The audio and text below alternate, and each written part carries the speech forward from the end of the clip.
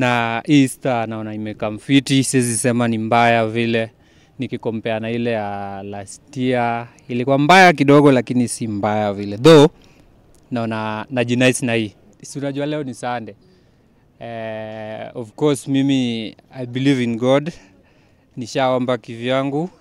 My friend is still at church, so after that ni chakula tu na kujinice ndogo ndogo. Ilikuwa okay, sijasema ni mbaya vile. Okay, though nilikuwa na do lakini siwezi compare na leo. Leo I think nimejipanga sana. Ile naweza sema nilijipanga a week before. Sasa leo naona nimejipanga kama from January. Nilikuwa nikiongojea this day, unaona? Sasa hiyo happy Easter, bado jaisha. Happy Easter to all. Yeah, the Easter is doing good. We are celebrating it. Ingawa tu ni small things, vitu tu kidogo kidogo, lakini we are having fun. Like, you know, money problems, but we are trying to cope up with the economy. We are going for the cheaper ones, like spend on a cheaper bill, like, but we are having fun on it.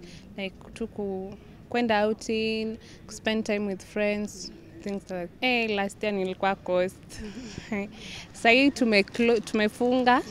Sasa tuko home. Yeah. So would you compare, if you compare last year's Easter and this year? This year is so tough. For me personally, it's so tough. Like, yeah, a lot zimechange. Family issues, nini vitu zimechange sahi. Yeah.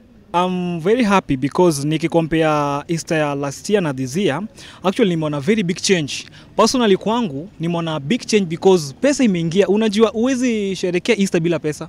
I think this Easter I'll celebrate it in a big way juu niko na pesa. Unajua pesa muhimu tu. Only that. Last year nilikuwa home as Willipenda alikuwa tu home, nilikuwa na chill tu home juu si kuwa na pesa mingi. I'm only celebrating this Easter with my bodyguard. I don't have anybody. Mimi kwa mtazamo wangu Easter, hiyo miaka ambayo imepita, Easter imekuwa ni siku muhimu sana ama sikukuu muhimu sana kwa maisha ya Wakenya. Lakini ukilinganisha na sasa hivi, wanalia sana kila kitu kwa sababu overtaxation iliyokaa kwa kila sekta. Therefore, in a near future tuna expect yule ambaye atachukua atapeleka nchi yetu ya Kenya mahali panastahili, na tukifanya celebration ya siku kama hizi, kwa kweli tutafurahi kama wananchi.